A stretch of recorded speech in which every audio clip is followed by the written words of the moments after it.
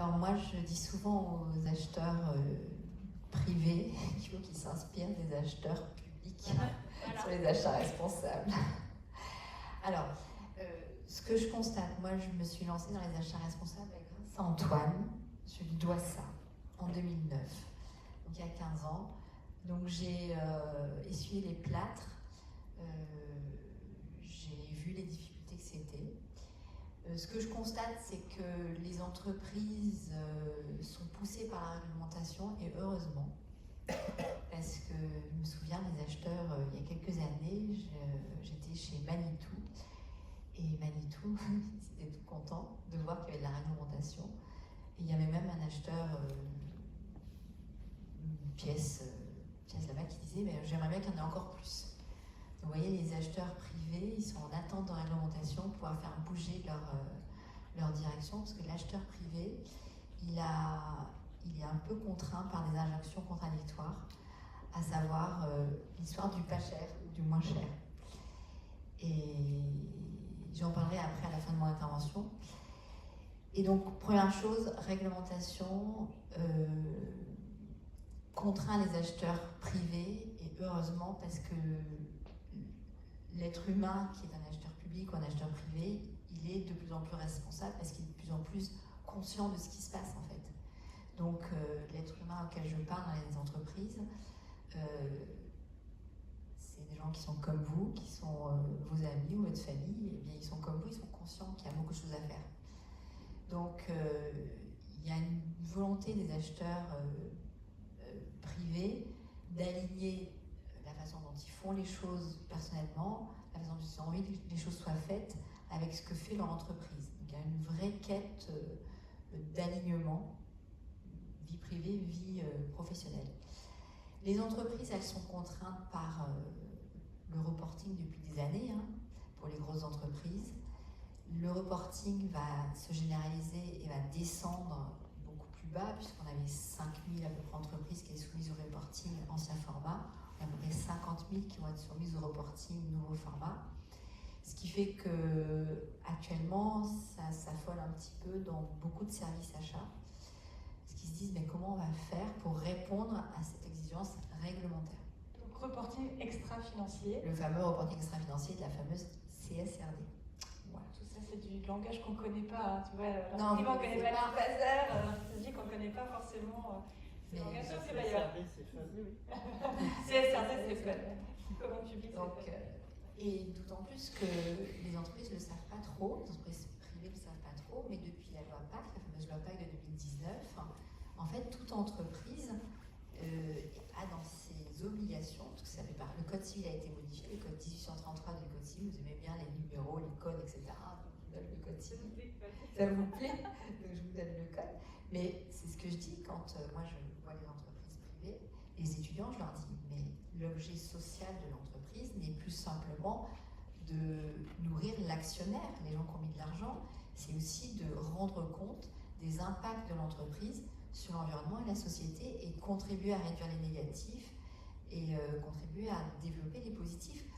Donc peu d'entreprises se sont rendues compte que le code 1833 étant modifié, leur façon de faire devait être modifiée, donc on a encore beaucoup dans le privé à je nourris l'actionnaire, les entreprises sont très grandes, sont transnationales, sont des fois plus fortes que l'État, etc. C'est un autre sujet. Donc, voilà, la prise de conscience, elle n'y est pas encore. Et du coup, il y a une espèce de dichotomie souvent entre ce que veulent faire les gens, qui sont comme vous et moi conscients, et ce que l'entreprise leur demande de faire. Mais toutefois, je vous dis quand même l'espoir, il y a beaucoup d'entreprises qui se mettent en conformité, et puis il y a aussi beaucoup d'entreprises qui, surtout des ETI avec des ETI familiales, qui se disent que pour durer, il va falloir qu'elles intègrent tout ça, et qui intègrent ça de façon volontaire. Alors comment elles font? La démarche idéale, c'est je prends en compte mes impacts de société, impacts environnementaux et sociétaux, je me dis comment au niveau de ma société globalement je dois les gérer, et ensuite comment le service achat peut contribuer à les gérer dans sa chaîne d'appro. Et ça, c'est la démarche idéale. C'est la démarche qu'on font quand même de plus en plus d'entreprises. D'abord la fameuse RSE et ensuite les achats responsables. Et après, pour qu'une démarche achat responsable elle soit efficace, il y a plusieurs ingrédients à mettre pour que ça fonctionne. La première chose, c'est identifier ses risques spécifiques et ses opportunités spécifiques à la chaîne d'appro et comment on décline les enjeux spécifiques et les opportunités spécifiques de l'entreprise. Et c'est surtout pas j'ai ma copine qui fait des achats responsables dans sa boîte, je vais voir ce qu'elle fait, je vais copier ses documents et puis je vais mettre ça dans mon entreprise, ça marche pas du tout. Une fois que je sais quels sont mes enjeux, je vais donner un cadre, en fait, un peu comme vous dans le public. C'est-à-dire que mon cadre, c'est en général 3 documents. C'est d'abord la vision, avec la politique, j'ai entendu ce mot politique, c'est-à-dire en fait dire en interne, en externe, ce qu'on veut faire, d'avoir une espèce de vision qui permet que les fournisseurs, qui permet que les acheteurs se projettent dans la durée. Ensuite, deuxième document qu'on appelle soit code de conduite fournisseur, soit charte achat responsable, non sur les différentes sociétés, c'est comment est-ce que ce que je demande à mes fournisseurs. Et moi, ce que je conseille, c'est que les acheteurs, déjà, publics, privés, tous autant qu'on est, acheteurs en tout cas, et entreprises, déjà, on se donne des exigences à nous-mêmes. Et c'est souvent pas le cas. C'est-à-dire que ce qu'on constate, c'est les codes de conduite, c'est le fournisseur, il faut, s'il est là, si vous ne signez pas là, vous êtes mort. Et vous avez parlé du sourcing tout à l'heure, et c'est vrai qu'on s'aperçoit de plus en plus dans certains marchés achats qu'il n'y a pas de fournisseurs ou très peu de fournisseurs. Donc vouloir faire des achats responsables en exigeant des choses inatteignables qui fait au fond que le marché fournisseur qui est déjà assez restreint va être, en fait on appelle dans les AG publics les marchés infructueux, c'est ça, je crois que c'est ça votre terme. Donc voilà, générer en fait pour vouloir bien faire, finalement on n'est pas d'offre en face, c'est pas du tout productif.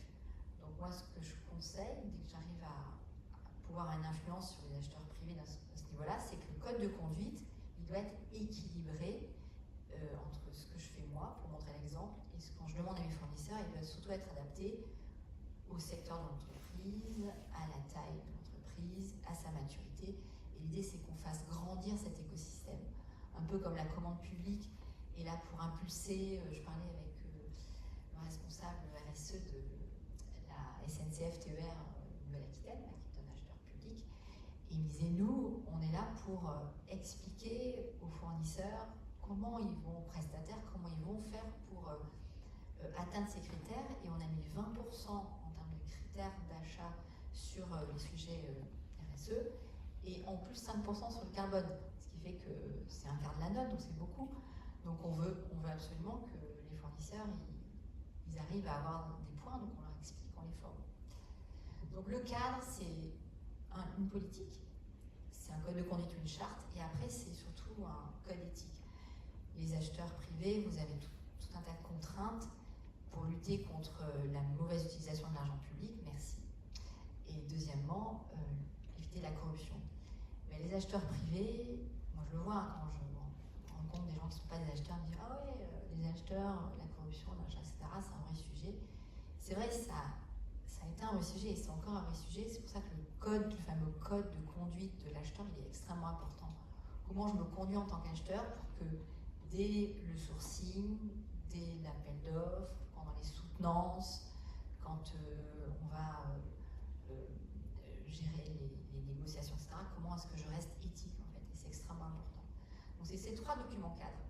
Et une fois qu'on a posé le cadre, qu'on sait où on doit aller, parce qu'on sait quels sont les enjeux, qu'on a posé le cadre avec ces 3 documents, mais la première chose, c'est d'arriver à communiquer ce cadre aussi bien en interne qu'en externe et qu'il soit approuvé, suivi par tous. Et ça, c'est vraiment un vrai sujet. Il y a beaucoup d'entreprises privées qui n'en sont que là, en fait, qui n'en sont que à avoir comme indicateur comment je déploie tout ce cadre que j'ai mis en place. Et c'est quand même beaucoup d'entreprises, en fait, qui sont là. Et derrière, après, il y a des actions à faire pour sur les produits qu'on achète, les services qu'on achète, avec les fournisseurs qui sont dans notre panel et sur la façon dont on achète. Et là, on parlait de gouvernance tout à l'heure. La gouvernance des achats responsables est extrêmement importante. Ce qu'on voit, c'est qu'il y a 15 ans, c'était une fonction, les achats responsables, qui mettait en place tous ces outils, mais qui restait un peu de côté et que beaucoup d'acheteurs ne prenaient pas en compte. Bon, allez, vous voulez parler de RSE, allez voir avec la responsable, achat responsable. Moi, ce que je conseille et ce qui fonctionne, c'est qu'en fait, les achats soient de toute façon responsables. Donc que les acheteurs aient cette casquette d'achat responsable dans leur quotidien. Ça veut dire quoi? Ça veut dire qu'ils doivent être formés. La semaine dernière, j'étais chez Algeco, gros marché public dans leurs clients. Algeco, ils m'ont tous dit, ce qu'on veut savoir, c'est comment on définit les achats responsables. Donc en fait, il y a un déficit énorme de formation dans les achats privés sur les achats responsables. Il y a des formations qui existent depuis très longtemps, mais ils ne les ont pas suivies, ou ils les ont suivies, mais ils ne les ont pas comprises. Et c'est vrai que c'est énorme. Les gens, les pratiques que je constate, c'est pas du tout le questionnement sur le besoin. Là, ça c'est vraiment clé pour. Moi, je le dis dans le livre, c'est le meilleur achat responsable, c'est celui qu'on ne va pas faire. Tant au niveau privé, vous n'achetez pas ce 15e pull, vous n'achetez pas cette 15e paire de chaussures, qu'au niveau professionnel, en fait. Et ça, c'est vrai que le questionnement, il n'est jamais fait. Ensuite, c'est challenger le donneur d'ordre interne. Et ça, vous l'avez dit à un moment que vous avez fait des formations avec vos donneurs d'ordre internes. Et moi, de mon expérience, c'est vraiment clé. Parce que nous, quand on forme des acheteurs privés, ils nous disent « Ah, c'est bien, vous nous formez, vous. Mais alors, tous les donneurs d'ordre, s'ils ne sont pas formés, ils vont continuer à nous demander des trucs pas chers. » Et là, c'est un autre sujet que je voulais aborder, c'est que le pas cher, ça ne veut rien dire en fait. Quand j'achète du kiwi du conventionnel pas cher, mais que derrière dans les cantines, j'en distribue un par enfant de maternelle et que personne n'a mis kiwi dans la maternelle et qu'on va couper les kiwis pour que les enfants puissent les manger, et en fait, on va prendre les kiwis à la fin du service de la cantine et tous les mettre à la poubelle. Je crois qu'en fait, on aurait mieux fait d'acheter peut-être 10 fois moins de kiwis bio, locaux, faits par impactés par une prise d'insertion. Mais c'est tout ce sujet en fait, et c'est compliqué. Donc ça veut dire qu'il faut former non seulement le donneur d'ordre qui va vouloir le kiwi, etc., mais il faut aussi former l'utilisateur du produit en interne. Et ce fameux kiwi, moi je l'ai vu, j'ai 3 enfants, donc je l'ai vu dans des cantines. Et j'ai demandé mais pourquoi? Parce que les parents ils ont payé le ticket repas, donc l'enfant il doit avoir droit à son kiwi. Mais oui, mais pourquoi on jette tous ces kiwis? Parce qu'après il y a quelqu'un qui dit qu'au niveau sanitaire il ne faut pas que le kiwi on le mette trop frais parce qu'il ne va pas se conserver. Il y a tout un truc à revoir en fait. Ouais. Mais dans l'entreprise privée aussi, des trucs qu'on achète et qu'on laisse dans l'atelier. Ok, donc il y a un besoin de formation et on a le constat aussi sur les formations initiales, c'est la même chose. Dans les formations initiales sur la commande publique ou les achats publics, c'est pas intégré en fait, l'aspect environnemental et social, donc ça se rejoint. C'est vrai que ça c'est intéressant, je rebondis, j'avais pas prévu de parler de ça, mais je rebondis sur ce que tu viens de dire. On entend souvent dire le code de la commande publique avec tout son carcan réglementaire, il faut faire sauter tout ça, c'est des contraintes qui servent à rien, etc. Je ne suis pas acheteur, ni acheteur public, je ne suis pas juriste. Par contre, en fait, effectivement, je ne sais pas si je suis papa de quelque chose, mais en tout cas, ça fait quelques années que je m'intéresse aux achats professionnels. Et grosso modo, j'ai commencé sur ces sujets-là dans les années, enfin, pas dans les années, en 2000, au siège à l'ADEME, à l'époque. Et effectivement, en fait, moi, je le vois plutôt comme un rempart à des positions dogmatiques. Voilà. Il y a beaucoup de gens qui pensent qu'il faudrait faire sauter le carcan, mais en fait, le carcan, quand on regarde bien les règles et tout ce qui permet quand même de faire, ça a quand même évolué depuis en 25 ans, il y a des choses qui sont permises qui n'étaient pas vraiment avant, donc ça c'est bien. Mais sur les histoires de localisme, etc., il y a possibilité de travailler sur le localisme. C'est juste ne pas le faire de manière dogmatique. Et ce que tu dis est intéressant, c'est la passerelle avec les acheteurs privés qui n'ont aucun carcan, mais du coup, c'est aussi la porte ouverte à du grand n'importe quoi. Et je le vois aussi, puisque j'accompagne effectivement des politiques. Enfin, le fait de mobiliser le métier d'acheteur et les fonctions achats pour faire la transition écologique, d'une part avec les acheteurs professionnels publics, mais les acheteurs professionnels privés. Donc je suis tout à fait d'accord. Je pense qu'il y a vraiment des passerelles à faire, et les passerelles se font, puisqu'il y a de plus en plus aussi de commandes publiques, travaux de la commande publique, qui étaient avant prises surtout sous le prisme de la conformité juridique. Maintenant, il y a des acheteurs du secteur privé ou des acheteurs de cours qui sont embauchés dans les structures publiques depuis une dizaine d'années, et c'est assez récent. Et je rebondis par rapport à ce que j'avais prévu de dire. Et des publics qui retournent dans le privé. Voilà, ça bouge, c'est bien. C'est vraiment, ça s'enrichit de part et d'autre, mais il y a des points positifs et des points négatifs des deux côtés. Et je trouve que les points positifs commencent vraiment à bien ressortir. Et je rebondis par rapport à ce qu'on a entendu aujourd'hui. Déjà, je voudrais vous remercier pour tous les gens qui sont venus et qui sont bienvenus. Nombreux. Et je vais tout de suite souligner un point là-dessus. Je pense que il y a un loupé sans doute de mobilisation, communication par rapport au fait qu'on est un peu en marge géographiquement du lieu de Néoterra, Néo-Business, etc. Mais je disais à Anne, et je ne savais pas ce que ça allait être, mais maintenant j'ai une idée. Quand on prenait le café, je lui ai dit, tu sais, c'est pas parce qu'on n'est pas nombreux qu'il ne va pas se passer un truc peut-être intéressant, en dehors du fait qu'on va pouvoir échanger sur des choses avec du contenu. Mais moi je me dis je suis persuadé que ce dont on parle, à travers la mobilisation des spazeurs et le lien avec le monde économique, il y a plein de gens qui voudraient entendre ça, et il y a une vraie utilité par rapport au développement économique régional, par rapport à des grands enjeux de politique, etc.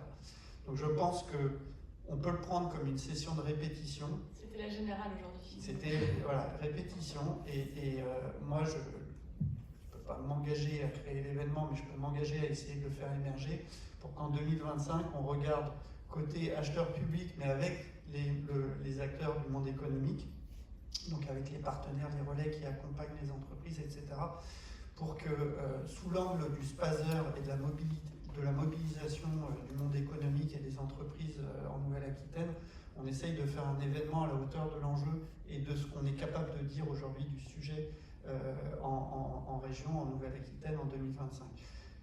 Moi, ça fait, c'est vrai, longtemps que j'accompagne ces sujets-là, mais dès le début des Spazer, qui n'avait pas ce nom au début, je disais aux 3AR, il faut aller là-dessus, ça va nous permettre de mobiliser les grands donneurs d'ordre. Et voilà, si je regarde en 2005-2006, quand on faisait les premières réunions avec les acheteurs publics en Nouvelle-Aquitaine, grosso modo, on parlait, alors le label, comment est-ce que je l'écris dans mon marché et comment j'achète les ramettes de papier. Aujourd'hui, on voit bien qu'on est quand même sur un autre niveau de professionnalisme, et par rapport au panel des achats qui est mis en place, avec les Spazer, on a un vrai discours de mobilisation des acteurs économiques qui est intéressant. Donc c'est super, on a réussi à mettre en place le 3AR qui fait un super boulot, et vous n'avez pas ça dans toutes les régions, même si ça commence à monter un petit peu. Donc on a vraiment un coup d'avance avec le 3AR sur les achats publics, donc c'est super pour accompagner les acheteurs. Maintenant, il faut faire le lien avec le développement économique et les acteurs économiques en Nouvelle-Aquitaine. Et je pense qu'avec la qualité des interventions qu'on entend aujourd'hui sur ce qu'on met derrière les Spazer et les achats, sur comment est-ce qu'on fait le lien avec les fournisseurs locaux, sur l'accompagnement des développements économiques, le lien avec les éco-conditionnalités aussi qu'il y a souvent dans vos structures publiques, où il y a des modalités d'intervention des politiques publiques, mais en fait, à travers les achats, vous avez aussi une modalité d'intervention pour, entre guillemets, subventionner des actions, mais avec des règles et une approche différente. Je pense qu'il y a vraiment des choses à raconter. Et donc, voilà, ça c'est un truc, je voulais vous dire, ne regrettez surtout pas, je pense que vous ne regrettez pas par rapport à la qualité des interventions qu'on a eues, mais en plus ne regrettez pas, parce que je pense que ça permettra de faire, on a semé une graine aujourd'hui pour, je l'espère, un colloque à la hauteur de ce qu'on est capable de raconter sur le sujet en 2025. Maintenant, sur les accompagnements des acteurs privés, effectivement, alors on a commencé un petit peu plus tard, on le fait aussi avec le Conseil national des achats, que Sabine représente, et au sein du Conseil national des achats, comme elle connaît bien le sujet des achats responsables, elle nous aide à faire que ce sujet-là soit bien pris en compte. Voilà, on a un collectif de tout un tas d'acteurs en région, avec la région Nouvelle-Aquitaine, avec le Conseil national des achats, avec l'AFNOR, avec ADI, les CCI. On essaye de mobiliser ces acteurs-là qui peuvent accompagner les entreprises pour mobiliser la profession, parce que la fonction achat, elle est quand même globalement mal accompagnée, aussi bien dans le secteur privé que dans le secteur public. Et donc, pour former, pour sensibiliser, pour accompagner. Et donc ça, c'est qu'est-ce qu'on peut faire pour faire parler du sujet. Et concrètement, on a aussi des accompagnements au sein des entreprises. C'est vrai que Sabine avait fait partie des premières entreprises dans ton ancienne vie professionnelle en ex-Aquitaine, quand on avait accompagné en 2010 les 10 premières entreprises qu'on accompagnait sur cette fonction achat responsable. Et on a continué à développer ça. Et donc on a un dispositif avec les CCI qui est cofinancé par l'ADEME et la région et qui permet de faire la mise en place d'une politique achat responsable, en tout cas de faire émerger quelque chose au sein des entreprises privées. Et donc ça fait le pendant un petit peu pour essayer de mobiliser tout le monde. En 2024, on a accompagné à nouveau 25 entreprises sur différents territoires en Nouvelle-Aquitaine. On relance le dispositif en 2025. Et voilà, l'idée, c'est de pouvoir professionnaliser aussi la fonction achat responsable. Et ça se fera via ces accompagnements, ça se fera via d'autres accompagnements des dispositifs d'aide qui peuvent exister par ailleurs dans les autres structures. Je pense notamment à la région qui a un dispositif d'aide pour les entreprises, puisque la région a aussi beaucoup de dispositifs d'aide. Elle en a certains qui sont orientés également sur la fonction achat avec les questions d'approvisionnement. Donc c'est essayer de travailler avec un collectif de ces relais qui peuvent accompagner les acheteurs pour mobiliser cette fonction et la professionnaliser. Et donc on a une vitrine de ce collectif régional aujourd'hui sur la plateforme Recita, qui est notre plateforme régionale sur l'économie circulaire en région Nouvelle-Aquitaine, où on retrouve les actions qu'on mène en Nouvelle-Aquitaine sur les achats responsables. Donc voilà, ça permet de le mettre en évidence. Et il y a tout un tas d'actions à mener. Il y a de l'accompagnement, comme je l'ai évoqué, il y a de l'enseignement, comment est-ce qu'on mobilise l'enseignement supérieur pour pas juste rattraper le coup une fois que les gens sont en fonction, mais également de les former avant qu'ils arrivent en poste. Comment est-ce qu'on met en visibilité ça? Ce soir, il y aura la remise des cristalles des achats, qui est un trophée mis en place par le CNA et auquel on s'associe, on participe, où on va pouvoir mettre en visibilité des entreprises qui ont travaillé de manière structurée sur leurs achats responsables. Il y a plein de choses à faire. En fait, chez nous, on a la chance, j'ai un directeur qui aime communiquer.